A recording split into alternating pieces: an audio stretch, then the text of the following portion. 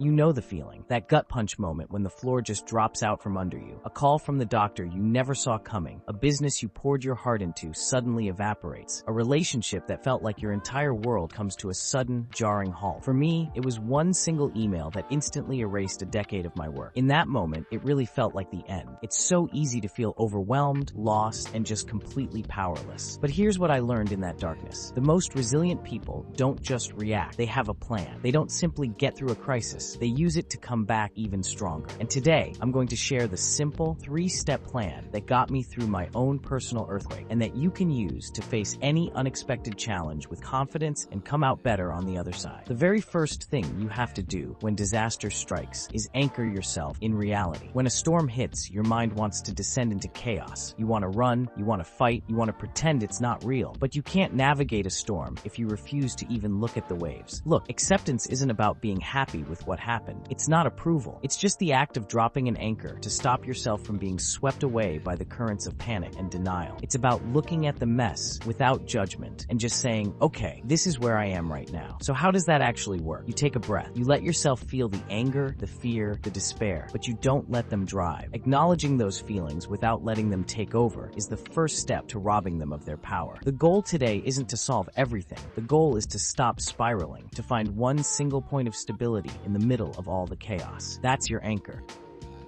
By accepting the situation for what it is, you stop wasting precious energy fighting reality, and you can finally start putting that energy towards what comes next. Okay, so you're anchored. You're not spiraling anymore. Now what? The next step is to find your compass by controlling the controllables. A crisis feels like being lost in a thick fog. You can't see where you're going, and every direction looks just as scary as the last. Trying to map out the entire journey back to normalcy is completely paralyzing, so don't. Instead, you just need a compass. You just need to focus on the next right step. When you feel totally powerless, the secret is to find something, anything, no matter how small, that you can control. Don't think about solving the entire problem. Think way, way smaller. What's one tiny action you can take today? It's not find a new job. It's update one paragraph on my resume. It's not fix all my health problems. It's go for a 10-minute walk. It's not get over this heartbreak. It's text one friend. You have to break the huge, overwhelming problem into tiny, manageable pieces. Celebrating these little wins is so important because it proves to your brain that you aren't helpless. Each small action creates momentum. It builds this thing called self-efficacy, the belief that what you do actually matters. This is how you shift from being a victim of the storm to being the navigator of your ship. You're using your compass to make one deliberate move at a time, and that's how you start to finally find your way through the fog. By the way, if this idea of taking small, controllable steps is clicking with you, I've actually put together a free one-page guide called The First 5 Steps that you can use in any crisis. The link is down in the description. And that brings me to the third step. And honestly, this might be the one that saves you. Activate your crew.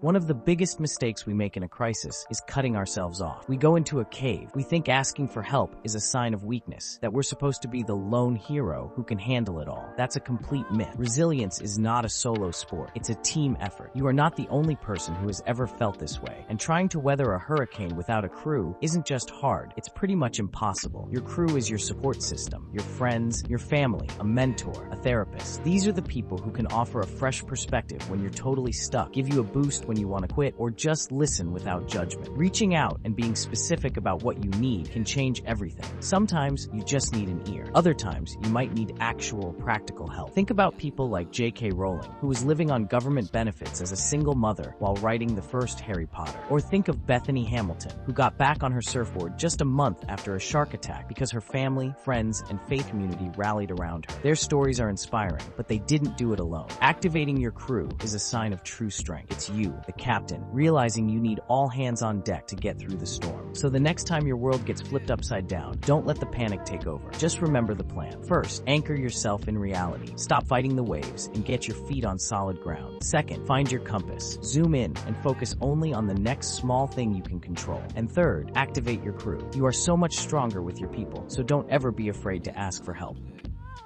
A crisis doesn't have to be the end of your story. Think of it as a plot twist. It's a chance to reevaluate, to learn, and to come back stronger. Every single challenge you overcome builds a new layer of resilience that will serve you for the rest of your life. You have it in you to not just get through this, but to come out the other side a better, stronger version of yourself. If this video helped you in any way today, please give it a like and subscribe for more content on building a stronger life. And now, I really want to hear from you. Down in the comments, share one small, controllable step you're going to take this week. Let's get a community of action started right here. Thanks for watching.